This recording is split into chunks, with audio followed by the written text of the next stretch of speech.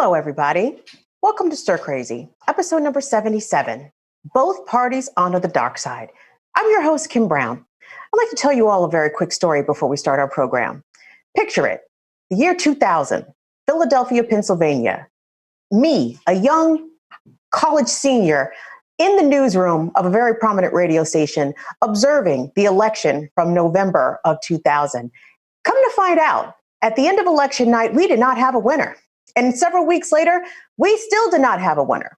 And then it was eventually decided in the courts, and after much contemplation and capitulation by the Democrats, George W. Bush was named the president of the United States. Now, many looking back at that period of time would say that the Republicans stole the election. Well, you may not have to wait till election night to figure out what the outcome of the 2020 presidential election is going to be, because the current president is already telling you he intends to steal it.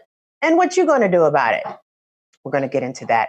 Guys, we have a really good show on store for you today. In addition to Trump essentially saying that, hey, I intend to let the post office fail. Good luck with your mail-in ballots. We're still witnessing a spate of police brutality across the nation, ranging from places like Chicago, Illinois, to Ferguson, Missouri, where police in Ferguson beat up on protesters on the 6th anniversary of the murder of Mike Brown. And we have a whole lot to get into. I'd like to jump right into it by introducing our fantastic panelists. Today, we're joined with independent journalist Justine Barron and our own Real News Visuals research producer, Andrew Corkery, also known as Mr. Thursday. Hello, gang. What's up? Hey. How y'all doing? What's up? Guys, well, first of all, let me say what's up to everyone that's in the comments and in the chat. Sorry about Tuesday. We had a snafu. I had a gas problem at my house. That it was a little perplexing. So we'd like to thank you guys for waiting until today's show, the Thursday show, and shout out to everyone that's watching on Periscope and on Twitter as well. We appreciate you taking the time to see what we're doing. But panel, I want to jump right into it. The clip that's making its way around the Twitters today has everything to do with Donald Trump calling into Fox News today and basically saying, hey, the post office needs these things in order to perform the mail-in election, or to allow people to vote via mail-in ballots effectively, safely, usefully. And I have no intention of doing any of those things. Let's take a listen to what Trump had to say to his Fox News audience. Now, they need that money in order to have the post office work so it can take all of these millions and millions of ballots. Now, in the meantime, they aren't getting there. By the way, those are just two items. But if they don't get those two items, that means you can't have universal mail-in voting.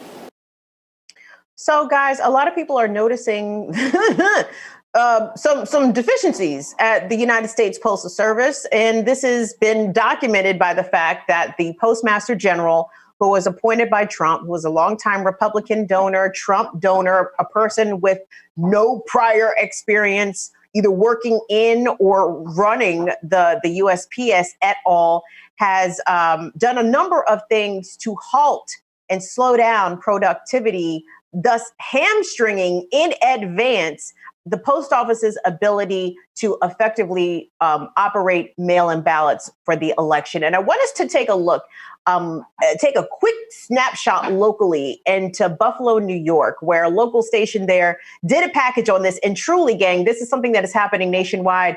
A lot of places across the country are having the exact same complaints. But let's check out what's happening in Buffalo, New York. Election day is in 13 weeks. This year, we expect to see a record number of Americans cast their vote by mail. New at 11 tonight, Nikki Dementri looks at some of the problems that could pop up at the post office this fall. This is complete 180 from what we've done my entire career. Leave some mail behind. That's part of several new directives from the Postmaster General. It's all in order to save money. Mail will not be delivered that day if it gets to the post office past a certain time. This is not your letter carrier's fault. In some parts of the country, customers are waiting weeks for their mail. In Western New York, it's only 1 to 2 days, but some fear it could get worse. In my opinion, this is being done intentionally. There's an intention to try to destroy or besmirch the reputation of the Postal Service. And the delays have some questioning Election Day and mail-in ballots. I don't want everybody to be worrying about their ballot getting lost in the mail.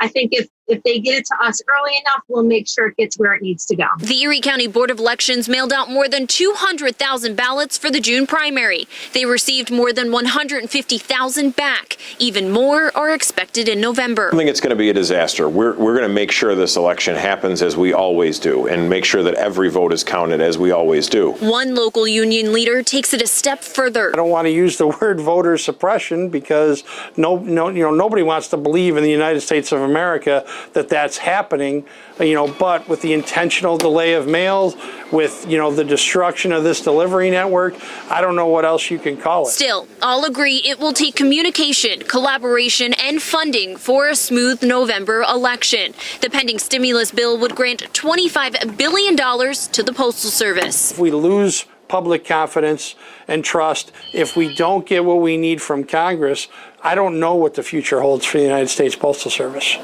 I just don't. Nikki Dementri, 7 Eyewitness News. Now, the USPS says they are coming up with a plan to make sure they are financially stable and can continue to deliver. We reached out tonight to Ralph Moore, Republican Commissioner on the Erie County Board of Elections, but we did not hear back. That report was from WKBW-TV out of Buffalo, New York, Justine Barron. When the gentleman says, you don't want to call it voter suppression, but I don't know what else to call it. And he says that, there is funding available, or at least the funding that the post office needs to resume regular operations and to handle the onslaught that could be coming this November with mail-in ballots. They need $25 billion. That number is being held up specifically by Senate Republicans. The House Democrats already passed something that would fund the post office for this, but they're trying to fuck us out of the election. I don't know how else to say this delicately, because it's not a delicate situation. So giving what we just heard and what you already know, Justine, what is what? It's really sad. I'm having a really hard time with this issue. I don't know why this is the one that's really pushing me over the edge, where I just kind of can't handle it. I think because I always have felt that the post office was sort of one good thing we had, and it always ran really pretty well and was very cheap and affordable. And I would go to the post office and there would be like veterans and really kind people and disabled people, older people of color, like working steady jobs with benefits. And so there's sort of two things going on here. Like, there's the election suppression, which is just Trump fucking with something that had, for his own gain, that has enormous consequences. I mean, besides the election, we have people not getting their medication, we have bills not getting paid on time, and people being, defaulted or put into bad credit because of that. And that is just catastrophic. I mean, this was a functional, really adorable, wonderful institution that we had that ran pretty well and that hasn't had a lot of controversy, and that actually seemed to have, however stressful the jobs were, well-paying jobs, always like good middle-class income. So there's that. And then there's just like there's Trump. What's remarkable to me about Trump is that this is almost a good thing about him, because he shows how if one person gets into office and really wants to just completely dismantle and redo everything, they could. So if it were like a good person, that would be great. What we need now is we need the opposition party, so-called opposition party, there's solutions here. There are drop-off ballot places, so you don't need to have it go through the mail. If you just put these they're like these secure looking, they look like mailboxes, and they function like mailboxes. You can't reach your hand back in, and people could just drive up and drop off their ballot safely. But the problem is that this could be what Biden runs on. And this could be what every Democrat is running on, because there's nobody who thinks that the post office should go away. Nobody wants to pay for UPS, and everyone knows UPS pays crap wages and so everyone likes the post office. So, for some reason, like the statements coming out of the Democratic Party have been pretty weak, when this is like they're kind of being given a gift of such a great thing that they could run on. And they're also not working hard enough to challenge the voter suppression with these alternative ways of getting ballots in, because I don't know if they want to win. So I just don't know if I don't know. I don't see the Democratic Party or Biden taking the steps to beat Trump that they could take, as much as they took the steps to beat Bernie Sanders. Like, that was hardcore. So, Justine, that is such an obvious observation. Like it's so clear. No, by the steps and inaction that Democrats are taking on a variety of issues. But yeah, this issue specifically, as it deals with voter suppression / post office defunding and stymieing of postal workers and the whole agency. Clear. The Democrats do not want to win. Maybe they're not that interested in winning here, Andrew Corkery. And before I go to you, Andrew Corkery, I want us to check out Senate Minority Leader Chuck Schumer getting very stern, and he raised his voice at the Postmaster General, Mr. DeJoy, 2 days ago on the floor of the Senate chamber. Let's take a look at that. The current issues at the post office alarm every American. The new Postmaster General has instituted policies that have contributed to inexcusable delays in mail delivery. But now, topping the cake, the Postal Service has informed some states they may need to pay a first-class rate to deliver ballots rather than the normal rate, nearly tripling the cost.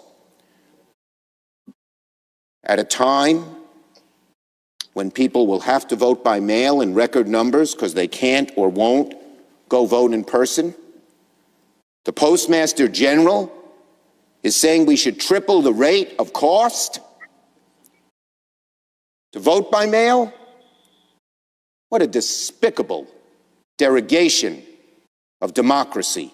What is his rationale? It's a small amount of money. Ballots are a small percentage of the mail that's delivered. It's to discourage people from voting. He ought to be ashamed of himself to even consider this. Tripling what it costs to vote by mail at a time when more people will vote by mail than ever before. If anyone had any thought that this Postmaster General was on the level, it's now dispensed. To triple the cost of voting by mail would be an outrageous and insidious policy that would make it even harder and more expensive for states already struggling with depleted budgets from COVID-19 to conduct our elections safely. Democrats will fight this policy with every tool at our disposal. Every tool at their disposal, Andrew Corkery. When you hear Chuck Schumer say that if there was any thoughts that this Postmaster General was, quote, on the level, that has quickly been dispensed. Who in the fuck has Trump appointed to his cabinet or any other government higher level positions that has been on the fucking level? From Mnuchin in the Treasury to Rex Tillerson, formerly running the fucking EPA when he was running ExxonMobil. Why do Democrats approach this like, hey, you guys are doing stuff and we don't like how you're doing it because you guys aren't playing fair? When have they ever decided to play fair? But I'm sorry, Andrew Corkery, hop in here. What is your reaction to not only Chuck Schumer, but to what is happening in general with the post office and possibly the election? Yeah, so, I mean, this is just kind of part and parcel of how the Trump administration operates. You know, if you have experience, you need not apply, is basically their motto. So, I mean, this man that's in charge of the post office right now is a Trump stooge. He is literally put there for one solitary purpose: to screw over the election and to create chaos, which is exactly what the Trump administration is based on. It thrives on chaos. So, I mean, this is not anything new, but to say that this is exclusive to Trump, I think would be, kind of historically inaccurate. I mean, if we see what Ronald Reagan and George Bush Sr. did, with, public sector unions, like in this country in the 80s and 90s, particularly Reagan with the air traffic controllers and anything that's either part private and public, or just public in and of itself in terms of the service. They work to denigrate that at any cost because it provides a livable wage to people. It's a sort of a quasi-socialist program within their capitalistic mindset about how the country should operate under the framework of everyone pick themselves up by their bootstraps, and if you're not your own independent entrepreneur or what have you, if you're part of a public sector union, America need not have you as part of any sort of collective organizational force to blunt the Republican and or neoliberal power of this country. So I think that putting that out there, in addition to that, Trump is just running roughshod over Biden and everyone right now. I mean, like you said, Kim, Biden could be doing a lot more.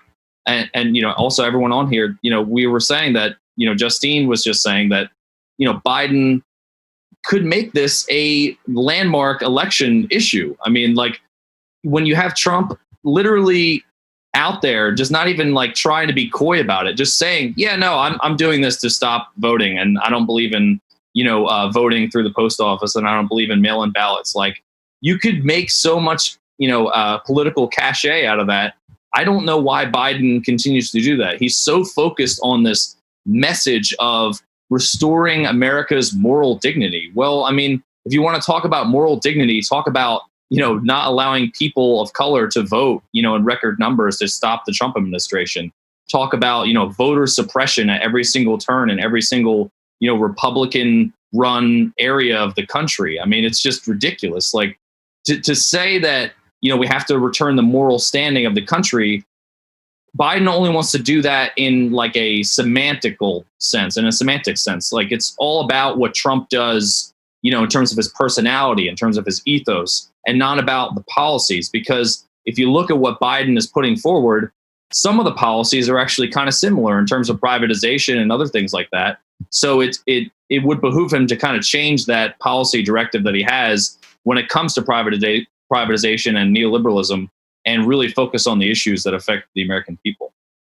Andrew, I mean, you bring up a really good point referencing Reagan and Bush in the way that they have tried to dismantle or take either executive steps to hamstring these public utilities, such as the United States Postal Service, which George W. Bush, passed. I can't remember. I think this actually was a piece of legislation where the post office had to start paying for its own pensions 75 years in advance. So once the legislation became law, they were instantly in the red by billions of dollars, and pretty much an insurmountable sum for this agency to dig itself out of.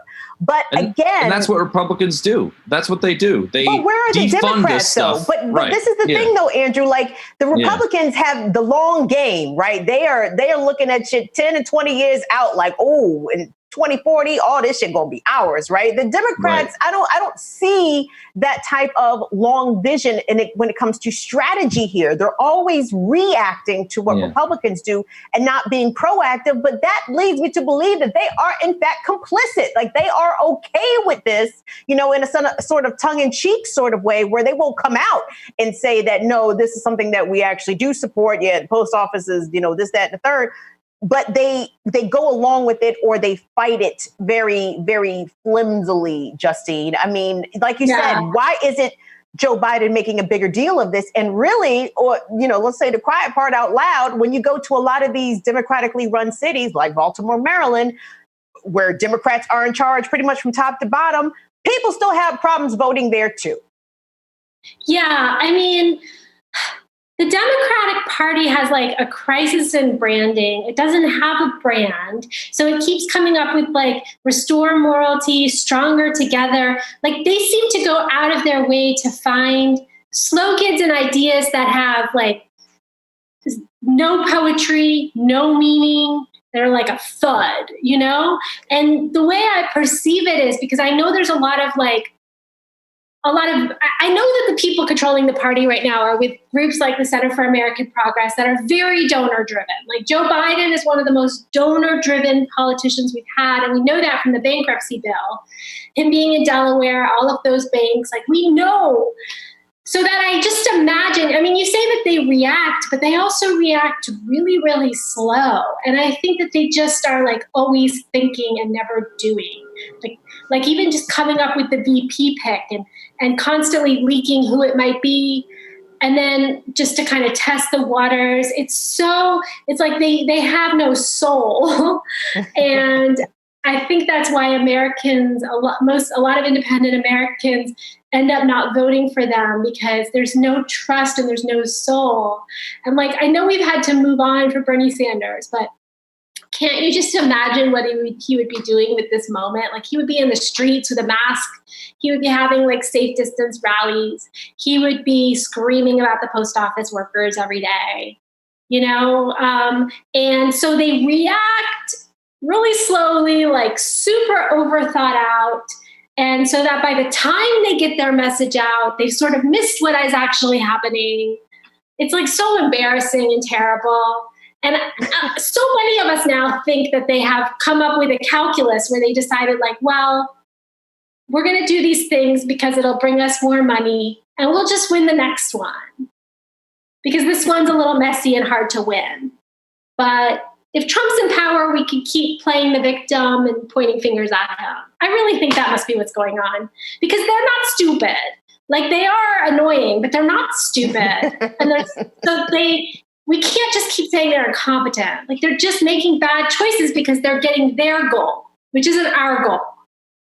You know what I mean? Oh, yes. I mean, I'm thinking immediately to that Kentucky Democratic primary race between Amy McGrath and Charles Booker, where McGrath, the establishment moderate who said that she didn't oppose Trump. I wasn't really sure what her message was. But anyway, she is probably going to get the shit kicked out of her come the general election by Mitch McConnell, who is leading her in the polls by nice double digits. Whereas Mr. Booker was undermined, not dissimilarly like Bernie Sanders was. And he probably could have gave Mitch McConnell a run for his money. Whether or not he would have been victorious this year is not to be, we can't really say. But where are the Democrats in trying to at least advance the next generation of progressives? And we're seeing this, Andrew, happen locally where progressives are winning their respective races. But when you look at the top of the ticket for this presidential contest, Joe Biden and Kamala Harris really don't represent the message that is coming to Congress from these upstart progressives who are now winning their primary races. Yeah, I mean, it just goes to show that, the Democratic establishment is super calculated in how it moves and how it does things, which creates that disconnect that Justine's talking about in that it doesn't react to the problems that are immediately at present in terms of what the people are dealing with. And at the same time, they run away from polls. Like they literally, if something doesn't poll over 50% or with their electorate or what have you, they run away from it. Republicans, they embrace their base for better or for worse. And they literally change the polls. They change the narrative and flip it on its head until they get what they want. So, I mean, in terms of the new crop of progressives that are coming in, as much as I don't like, the Tea Party and the impetus for the Tea Party, politically speaking, tactically, they were very smart in how they approached their politics, as much as I abhorrently disagree with what those politics are. They literally shut shit down until they got what they wanted. And that's how the Democrats and the progressive movement need to function, because before we had a squad of maybe 4 or 5 people. Now we got a squad 7, 8, 9, 10, 12, 13, 14 people deep. So, that block needs to mobilize, organize, get out on the street, change the narrative, talk to the people in their constituency, and force the Democratic Party's hand. And if the Democrats put forth a spending bill that includes military spending, or a budget proposal for the 2022 budget, or whatever, say Biden gets in, and the Democrats put forward that 2022 budget proposal, and it has no cuts to military defense, it has no increase in social programs to Medicare, Medicaid, Social Security, anything like that, just shut shit down. Just don't do anything. Just make it not pass, and force the Democratic leadership to recognize you as a legitimate power broker in the party. Yeah, here we go from the comments from Paul X BSOG. It's time we admit we're not in their group. Yeah. That's a sad what's the definition of insanity? Doing the same thing over and over again, expecting a different result. So, it's I agree with that. Al Grez says, I'm so sorry, Al. You have a complicated last name. Al Greznisak says, it's a one-party system with two different logos. Yep. I mean, that's something that, progressives and third-party, independent-minded people have been saying for a very long time. And people will be like, no, because Trump, Biden wouldn't have sent federal troops to Portland, and Biden would have a better grip on the coronavirus, which I agree with. I do think that Joe Biden would have done a much better job handling this. But when I look at that Joe Biden, Kamala Harris ticket, and I'm gonna borrow this from something I read on Twitter. It's like the 94 crime bill, but baby, this is the remix, because Kamala Harris made her career on locking people up, locking up people of color, locking up Black people in California, resisting the release of people who were convicted for marijuana after the state had legalized marijuana. She was like, nah, I don't think we're gonna let these people out. You don't want to let him out of jail. Like, I have a lot of problems with Kamala Harris. And Justine, I'll let you hop in here too, because I know there are a lot of similarities between she and Baltimore City State's Attorney Marilyn Mosby. These Black women who presented themselves to be really change makers, but change makers from the inside. And if we just give them enough time, they'll do what needs to be undone within the corrupted part of law enforcement and criminal justice. But that's not exactly the case. Yeah, I don't know if there's any progressive prosecutors. If you want to know what I really think, here's what I really think. I really think Kamala Harris is really not like a really bad choice for VP. Laying aside, I don't know. I have some mixed feelings about her as a politician. She has these stirring moments that I do get caught up in, but I think she's just strategically such a bad choice that I even think for me, the choice would have been like Julian Castro, Andrew Yang. People that really pull in the people Biden can't get. Because Biden is kind of like shapeless and amorphous and hard to read and probably dead soon. Sorry. So it's like, I do think the VP pick matters. I know how independents think. I think like an independent. But he went with somebody that's sort of just like reaffirming people that are already going to vote for him. And the people that he needed to pull in are the people that have a lot of mistrust with the Democratic Party. And in my lifetime, the only Democrats that have won have seemed like outsiders. And Kamala Harris has all of the problems that we associate, even if we just lay aside that I'm a leftist and I don't want to vote for a prosecutor, lay aside that. Because a lot of people don't have a problem with a prosecutor. Like, I think Amy Klobuchar would have been a better choice, except for the George Floyd stuff, the fact that she had let that cop stay on the force. Like, she actually knows how to get votes out in the Midwest. Like, she knows how to get Republican voters and independent voters. Nobody really gets excited about Kamala Harris except for a small, very intense group of Democrats. And most of them have money, and they're not really Biden was never really at risk of losing them. Some, but just, I don't know if it's enough. And the sum of people that she might be pulling in also are like suppressed votes. So I just feel like it was just politically, strategically, if he wanted to, and also she did real bad in the primary. Like, she stuck it up, she had to leave so that she didn't get embarrassed by having 0 delegates, right? Like Amy Klobuchar, somebody who did well, in the primary. And she has that thing about her that Hillary Clinton had. And being a woman makes that yet worse. And Elizabeth Warren has the same thing. And Amy Klobuchar doesn't have this. they don't seem like they have solid conviction.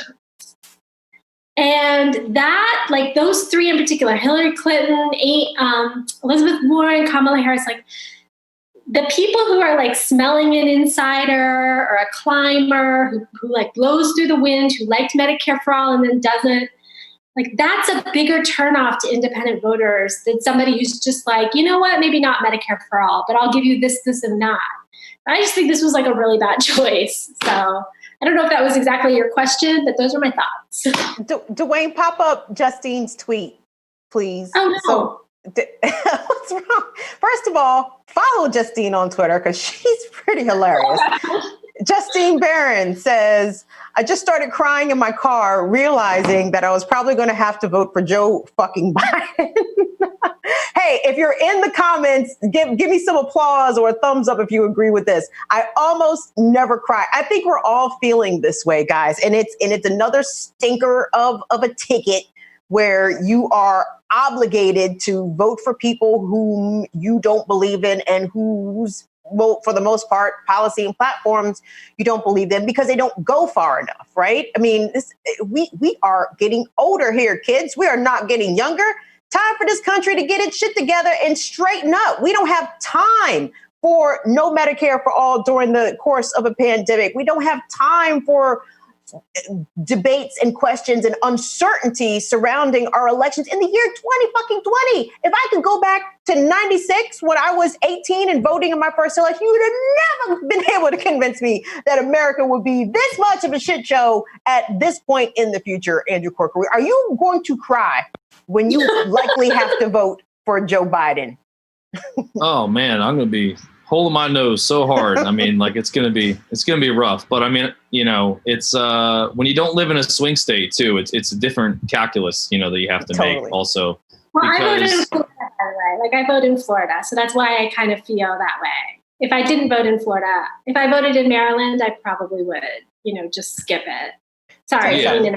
No, that's okay. Voters in Maryland, voters in New Jersey, voters in New York State. Where else? We don't have no worries. Where else don't we have no worries, Andrew? Connecticut, you ain't got no worries. Vermont. Who else don't have no worries? Vermont, no worries. Yeah. You vote for the Easter Bunny. You vote for her in the hell you want to. It's all good. All those reliably solid Democratic delegates are going for Joe Biden.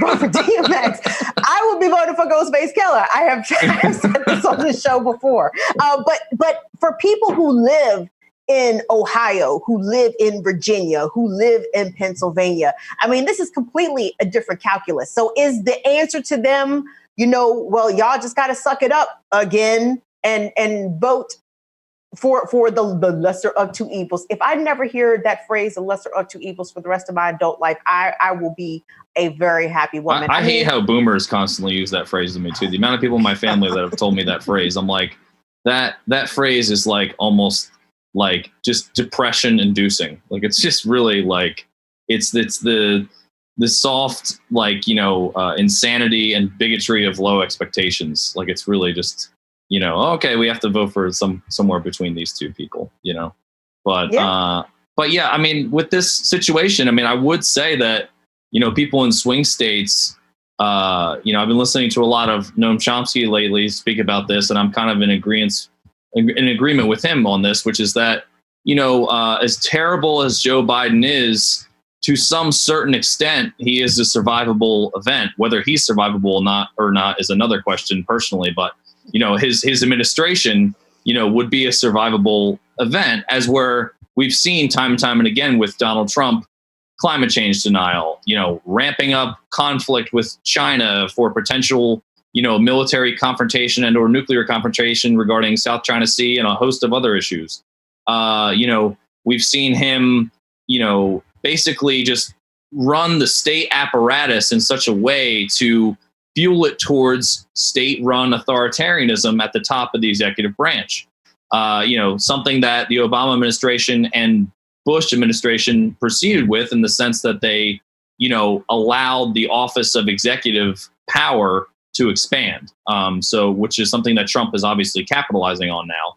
But I don't think that Biden has the political will, nor the political mandate that Trump would have from his base in order to enact some of those things. So I do think that in a lot of ways he is a survivable event, at least for 4 years. And Trump is clearly not. I mean, we could be looking at Armageddon if Trump is back in. I mean, that's not people think that's a hyperbolic statement, but it's really not. I mean, based on his nuclear policy, based on his lack of any sort of understanding of the coronavirus pandemic and how it's completely ravaged this country into a seemingly endless pit of despair. It's not survivable for people of color. It's not survivable for working class people. And Biden, like you said, is very malleable. And if I think the progressives, if they get into Congress, if they get into the House, they can force his hand on a lot of shit.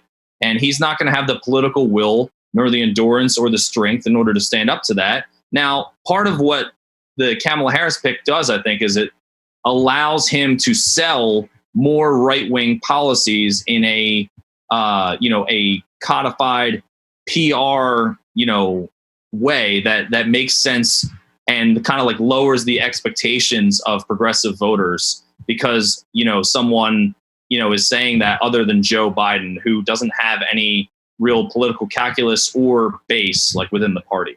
So I think that's part of what the pick of Harris is going to do. It's going to allow Biden to sell more right-wing neoliberal policies with just a better face on them, kind of similar to like what Obama did when he ran for president and sold, the extension of the Iraq War multiple times before he decided to pull out, the expansion of the war in Afghanistan, the war on terror, the lack of getting a public option into Obamacare. He sold all these sort of neoliberal right-wing policies with a progressive spin on them because he's a great orator and because he's a great, a great person at like understanding policy. This is something that Biden won't be able to do, that Harris, I think, will be able to do and is positioned to do. And I think that's part of the reason why she was picked.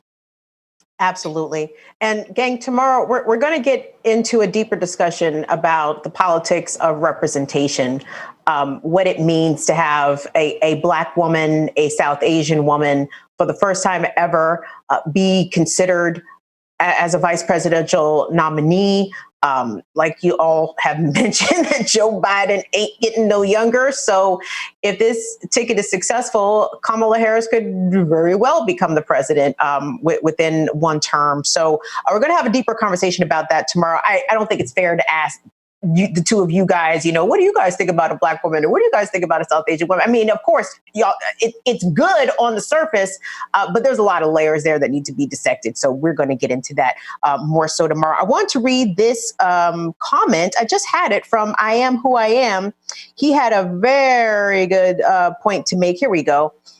He says, so we have to vote for creepy Uncle Joe and Kamala Top Cop Harris. Joe told me I ain't Black, and Kamala said that she's going to do nothing for Black people specifically. Come on, man. Yes. That's a lot of ways that people are definitely feeling about this. But I wanted us to move along because we're still experiencing very high levels of police brutality in cities across this country, despite the fact that the Democrats seem to be completely tone deaf to the reason why there have been sustained protests for several weeks now. It has everything and so much to do with lack of police accountability, corruption within the criminal justice system, disproportionate policing, over-policing of Black and brown communities.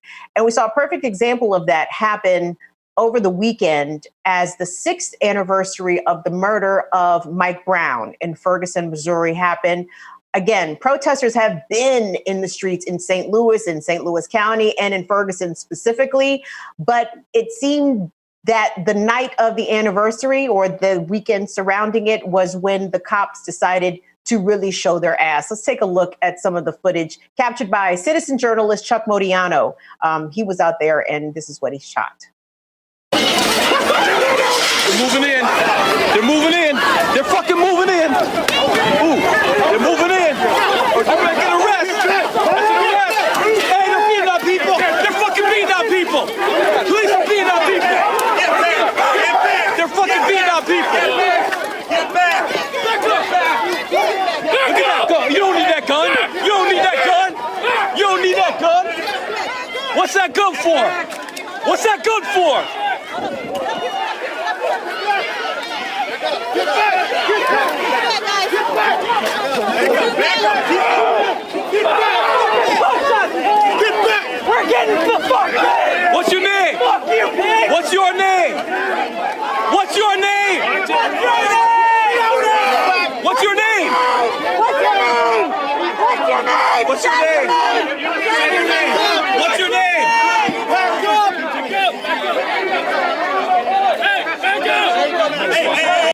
So the protests had been fairly uneventful earlier that day, but according to those who were on the ground, said the police escalated their tactics once night fell. And let's pop up that tweet if we could, Dwayne, where I think it's from Chuck Modiano as well, where it shows a photo of injuries sustained by one of the protesters who says that they were sprayed with some sort of chemical agent. Let me read the tweet for you. It says, "This is Mel's leg after being drenched in a high-grade pepper spray last night.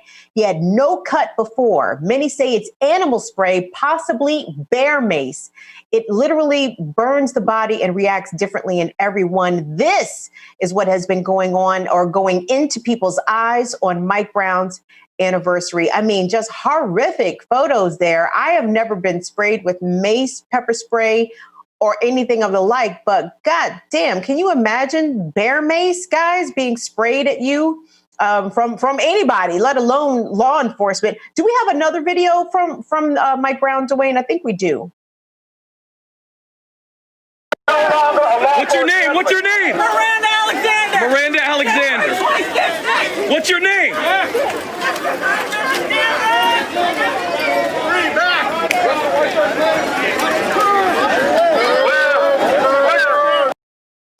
So that's horrifying in itself. Another horrifying event caught on camera recently was the accosting of a handful of Black teenagers. I believe this was in Santa Clarita, California. Some of you guys may have seen this video already, but I know some of you already have not. So the setup is there were these Black teenagers minding their business when they were being harassed and threatened by another person. The person has been described as homeless. I'm not really sure what that has to do with the context of this story, but the fact that they were being harassed and attacked allegedly by this individual, witnesses or passersby called the police. And then when the police arrived, this is what happened. Let's take a look at that. Guys, Hey, get away from me. it's the other guy. It's the other guy. It's the other guy. Put your guns down. They're kids. They weren't kids. Keep your hands up. Keep your hands up. Keep your hands up. Keep your hands up. Guys, do not. Put your hands up. Put your hands up. Yo, they got their friend. Put your hands up. Okay, I'm the manager here at Buffalo Wild Wings. They don't care because they black. They don't care because they black. They don't care because they black. I'm the one that called you. They didn't do nothing at all. I'm the one that called you. It was not them. They didn't do nothing wrong. They put it. Sir, can I please talk to you for a minute? Can I talk to someone? They didn't call the I can tell you, there's no reason. They're kids, bro. Back up. Hey, they're just kids. Guys, back up. We're not doing nothing. We're right here. We're not doing nothing. We're right here. We're right here. They didn't even do nothing. Back up. You need to let them go. That guy is walking away with a knife. I understand. This is some bullshit, man. This is bullshit. This is bullshit. They didn't even do nothing. They didn't even do nothing. That guy was drinking alcohol. There's a They don't care because they black. They don't give a fuck. They don't care because they black. Because they black. They don't care. Because they black. That's why. Yeah, they don't care because they black. They don't care because they black. This is some bullshit. They didn't even, the kids didn't do nothing at all. Because they fucking black. That's why. Because they black. Because they black. Why are you guys doing that? This is crazy, man. This is some bullshit. that video captured by Instagrammer Tamila Ray. Justine and Andrew, you know, when we see these pictures of the ongoing way that police are engaging and escalating with protesters in the streets who are out there decrying police brutality, and then juxtapose that with the footage that we just saw where the teenagers were supposedly the victims here. The police were called to assist those teens, and yet upon arrival, the teens had long guns pointed at them immediately, where the alleged suspect, who was either attacking or harassing the teenagers, was an afterthought. And the fact that people have to seriously contemplate whether or not this could turn into a life or death situation when calling the police and there are Black people involved. I think I've shared with you guys about a person in my neighborhood who was having what I perceived to be a mental break, where they would be outside of their home at all hours, hollering, cussing, screaming, you know, screaming stuff about God, like stuff that we would interpret as somebody who's having a bit of a lapse or a mental break possibly, but enough of a nuisance and a disturbance that somebody would call the police. And this went on for days and nobody called the cops, because we all had this, you know, unspoken understanding of what time it was. Like, is this person being annoying? Absolutely. Could I live with it if I called the cops on this person and the person engaged with police in a way that they felt their lives were threatened and this person ended up losing their life? Absolutely not. I would not have been able to live with myself. So everybody in the neighborhood, we just collectively dealt with it until he got his shit together. But what is your reaction here, Justine? I mean, it apparently does not seem to be a deterrent to police to fuck with communities of color, despite the ongoing uprisings and demonstrations that are happening in the street. Police seem to be operating a lot, you know, as business as usual in a lot of these instances. Yeah, I mean, there were two things in each of those videos. I think in the last video we saw, I saw the police not recognizing the humanity of the people of color talking to them. So they weren't listening to the words, they weren't taking in the information they were given. And they just were sort of like, we're on the scene. I mean, he just sort of was looking through her. She was the one who called them. And so that is a real issue. We found that with the Freddie Gray case, where the cops kept describing as if there was this chaotic scene of animals just screaming at them and causing a disturbance. So they had to drive Freddie away in a van and deal with him somewhere else. But it was like 12 people that were vocal, but just standing there. And so that is sort of like, how do you train cops to recognize that people of color have humanity? And then I think the other videos, I think part of what's going on in our country is that like that the police are at war ideologically with the country. Like they feel that they are being unfairly attacked. And so when people are protesting them, they're just pissed off and they've been given kind of permission to fuck with them.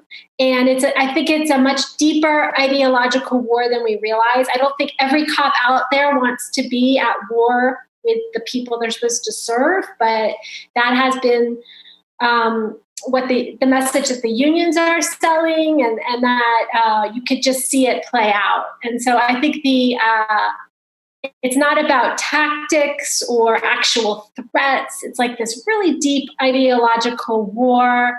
And so. You know, you bring up a really good point there, Justine, because in the piece that you always bring up good points, first of all. If you look in the comments, Justine, seriously, you have to go back and read the comments, because people are nice to you in the comments, first of all, and they like what you say. So just FYI, people enjoy when you join us here on Stir Crazy. But Andrew, before I come to you, I wanted to go to this video to this gentleman in Chicago, because we saw Chicago wins going into the Magnificent Mile, just turn shit up because they were pissed, right? And there's all this, they burned down the Gucci store and the Tesla store. And it's like, oh, well, my condolences to fucking Gucci and Tesla. I'm sure that they are devastated at the loss of their property. At the same time, what Black Chicagoans and brown Chicagoans on the south and west sides have been dealing with, historical generational disinvestment, over policing, over incarceration, $1.5 billion spent annually on policing in the city of Chicago. But the narrative there was riot and looters. And Andrew, I know you have some points to make about the real fucking looters, how much billionaires have made since this pandemic erupted. But a citizen journalist by the name of Vashawn Photo had the opportunity to interview a gentleman on the ground. And these are the people who really know what's going on. And Justine, I referenced that because I know when you were investigating what happened with Freddie Gray, the people on the street, the neighborhood folks, are so easily dismissed, not only by law enforcement, but by media types as well. I don't know, because Black people can't be truthful. I don't really know the reason. But I wanted to hear from this gentleman in Chicago firsthand when the shit jumped off there. Let's look at that. All right, so from when I came out here to start doing mediation, because I saw on someone live that it was starting to get crazy. So the minute I got out here, the police were literally whooping a young man, and one of them even kicked him in the face, which led you to the blood that you're looking at right here on the ground. From there, they threw him in the car and drove off with him. He's not in the hospital right now. We got updates. He's not in the hospital, but they are working on finding out which district he's in. But I can tell you right through the door that the police came out.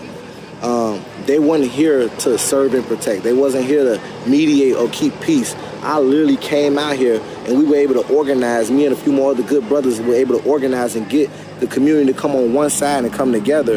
And from them being on that one side and standing there, a police literally reached his arm out and grabbed the young man and ripped his shirt up. And when he did that, all of the police rushed out behind him and started to chase people left to right, pulling out their sticks, trying to punch people, swinging on people.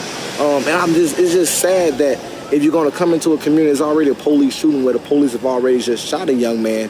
Now you finna come in the community and now you're going to fight them and you're going to whoop on the community at the same time. So it's got to be a better approach. Ray, what's up with you, man?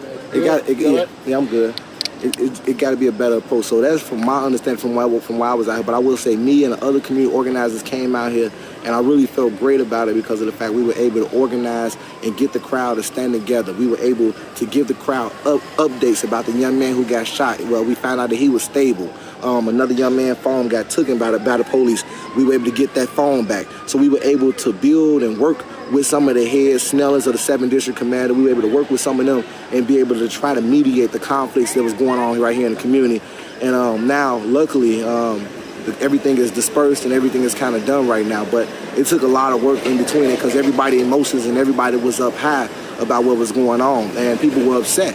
And it's just good that we had a lot of good brothers come out here to come help hold it down and to try to protect the community. And our job is to come out here and protect the community and try to service and make sure that everybody's safe when times like this is going on, because we know police ain't always going to be on our side. Profound words from that gentleman there. The video courtesy of Vashawn Photo. Andrew Corkery, your thoughts?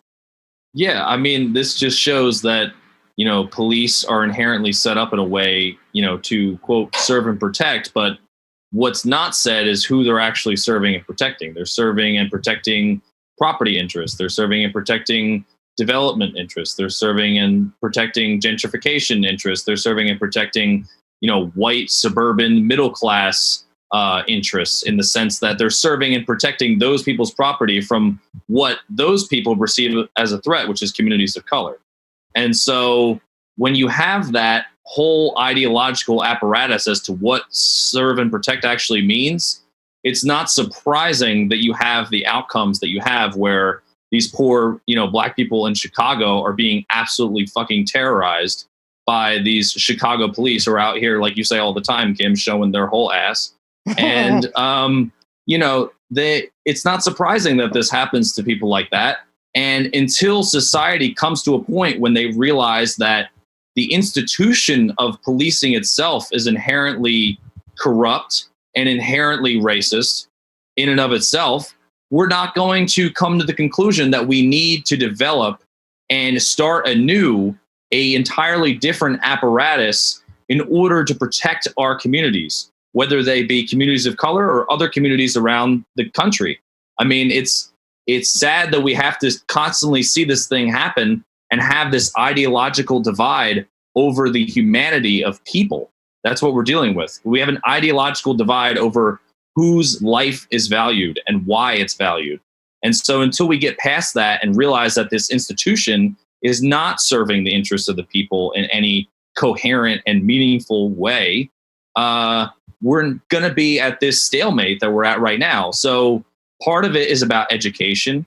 Part of it is about reinvestment in different, community apparatus in different cities and places around the country.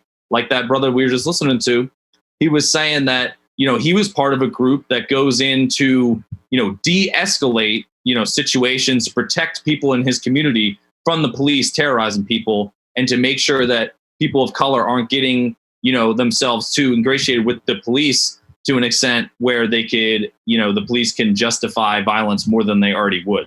So more has to be done in what this brave gentleman's doing out there right now. And more has to be done education, more has to be done in funding and resources. And we have to just separate this idea that the police are here to serve and protect and decontextualize and understand what they're serving and protecting, which is neoliberalism, economic interests, capitalism, and white people, particularly who are of a middle to upper class. And that's the way that the police has been founded, and that's the way that they operate. Can we talk about how the narrative of looting is spun as these out of control Negroes? They're coming to, smash our stores and steal Gucci purses and, breaking the CVS and burn shit down. Don't be fucking up my Starbucks. Right. But when we talk about looting, we talk about legitimate disinvestment, monies that have been set aside in states and cities for reinvestment in financially distressed, economically distressed areas. But somehow this money gets moved around, it gets taken, it never goes to its intended purposes. Not to mention the amount of wealth that we continually see transferred from poor people to very rich people. Justine, and we want to talk about looters. You want to talk about looters? Let's talk about Jeffrey Bezos. Let's talk about Kevin Plank in Baltimore City with the whole Port Covington shenanigans, where all this money was allotted to, from the city to these corporations in a combination of a lot of corporate tax breaks, state tax breaks, that could have been there or reallocated to invest in the areas that are downtrodden in Baltimore City. Let's talk about looting. Can we talk about the real looters if we could? I used to shoplift. So I don't know if you mean me. I shoplifted most of my high school years. I'm not proud of it. And I'm especially it's not funny because I got away with it because of how I look. I was just, off my rocker taking stuff out of whatever psychological issues I had. And nobody got harmed and everyone's okay. And they were all chain stores with insurance. So, yeah.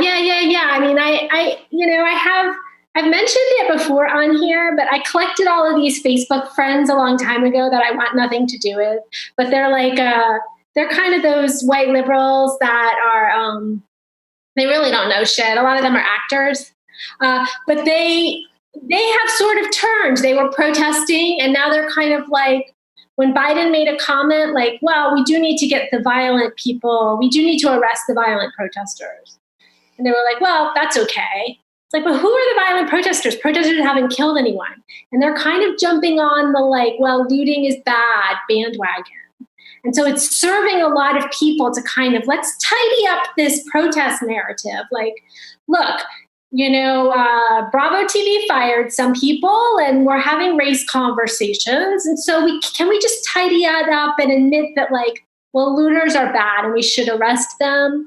And it's also very racist. The problem is there's no jobs. And so people are looting. That's part of it. Create jobs and then people won't need to loot. But it's, I think looting is a really cool form of protest. I am fine with taking things from Walmart, which has stolen so much from so many communities, put so many small businesses out of work. Like, fuck them. If you can get away with it, like, more power to you, because you would have to work so hard there for so long. And if you got sick, they would just be like, well, sorry, time to die. We're going to replace you. So really, honestly, this is to me, I don't know. Most people don't agree with me. To me, it's a good protest. Like, it's good. I think it's smart. I think it's like not just about getting what's yours, which you deserve, but also like sending a message that we've really had it with y'all, like with your stupid, dumb corporate stores and your focus and what you've taken from communities, Absolutely. But I'm a thief, so I've been thieving since I was like 5. So. Right. I mean, so like all these different corporations, companies, et cetera, who get tax breaks from the city, from the state for opening X amount of locations. I mean, yeah, those taxes actually go to fund something, right? So when you're not charging corporation their proper amount of taxes, shit doesn't get funded, right? Public schools don't get funded. Infrastructure improvements don't get funded. I mean, tax breaks are costing somebody something. And without a doubt, overwhelmingly, it's Black and brown communities who are the ones dealing with disinvestment. Andrew, we have run out of time. I'm going to let you get the last word in here, Chief, before we say goodbye. Yeah, I mean, I think it's two things with the looting. I think there's the moral issue, which is what Justine is raising, in the sense that, all of these corporations and all of these multinational conglomerates have basically pillaged our society and our resources and are funneling that economic energy and power and disinvestment from our communities into their own power structures and into their own apparatus to keep themselves powerful, and then filtering that down to the police departments, to governments, through lobbyists, and through politicians and so forth. And then there's the issue of looting as a concept and whether or not it's, helpful in terms of raising solidarity, like with the movement. And that, I think, is like a more open-ended question as to how specific movements generate and what works for those movements in the confines and historical context of the moment. And I think that that's something that the jury is still out on a little bit, as to whether or not it's helpful to gaining more solidarity and more general like trustworthiness and things of that nature for the movement that's building, that's been monumental, and in critiquing a lot of the major structural issues in our society. That's very important. And whether or not you're able to convince a broad base of the public to support that movement and galvanize the energy that's needed to uproot the control of these systems that, neoliberalism and capitalism and our quote unquote democratic process have over our society right now. So I think that it's a bit more complicated when it comes to that. Tactically speaking, I don't think I really agree with it, but I think I understand the impetus for it and the reasoning behind it. And I don't think it's my place to critique it as a white male. So I understand that the impetus for it. And I think, I understand why it's happening. And I think that's what the liberals don't understand when they're kind of critiquing it and saying, oh, this is just bad. Nobody should do this. This is morally wrong. Well, it's a bit more complicated than that, because, these are people that have had their lives, livelihoods, their living, everything taken from them for generations. And so to not have that context given to why certain things happen in our society today is just historically inaccurate. Andrew, I think you are fully validated in critiquing looting as a white male. And here's a comment from the comments illuminating that fact. Drake Rose says, looting is effective. Ask the founding fathers. The founding fathers looted the fuck out of this country in every way, shape, or form. I mean, the colonialists came here, stealing, right? Stole every goddamn thing. Stole the land, stole the body, stole the people, stole the resources. So I think white people need to, or white people who have critiques of, they're just stealing. Why are they stealing? No, this whole fucking country has been stealing from everybody, from the Native American people whose stolen land that we are currently residing on, to the stolen labor and lives of Africans who built this country up. So go ahead. That's the difference. No, that's the difference between neoliberalism as an ideology and any sort of socialism or progressivism, is that you have that historical context in mind when you're understanding why these situations occur in our society, and you're not totally devoid of the pain and suffering that these people are going through, and you're not trying to enforce your own, rubric of policy and understanding of moral values on people. So it just, neoliberalism and right-wing capitalism, whatever you want to call Trump, they both don't understand that they critique violence constantly, but they do not critique the dramatic levels of violence that their own systemic systems enforce and implement and thrust upon society, whether you're poor, working class, or a person of color in the society. They're totally devoid of context when it comes to that type of violence, but they'll be the first to criticize, the heavy-handed tactics used by the military police in Belarus, for example, when this election just took place over there. But at the same time, they're not willing to critique their own police departments for literally killing people in the streets who are citizens and who are not citizens of this country. It's completely amazing, and it's devoid of reality. Justine, I know you were trying to say something. I'll let you have the last word, actually. Go ahead. I wasn't, but I have been thinking something, which is, since you shared my tweet, I just want the audience to know, I don't think anyone has to vote for Biden just because I cried in my car. I don't think he's earned a lot of people's votes. I'm crying because of the post office. The post office has really pushed me over the edge. I have a post office thing. I love stamps and stuff. So that's kind of me. I want to stay at the post office. That's just me. But I mean, fuck him and all of them, vote for whoever you want. I really encourage that. I feel like we are at the point now where it's own that we have very few choices in life and just embrace what feels good to you, Excellent point to leave the conversation on. We've been speaking independent journalist. Her work kicks ass. Her name is Justine Barron. You need to follow her on Twitter. Also, our visuals and research producer, Andrew Corkery.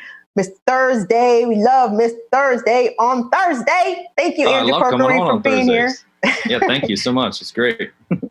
Hey, guys, again, sorry about not having a Tuesday show, but we will be here tomorrow for a really good conversation. We skimmed the surface of Kamala, but we will be diving a lot deeper tomorrow. So I'm really looking forward to our discussion. And listen, if you have anything you want to add, critique, comment, stircrazy@therealnews.com. I'm your host, Kim Brown. I will see y'all tomorrow. Have a good one, y'all. See you. Bye. Bye.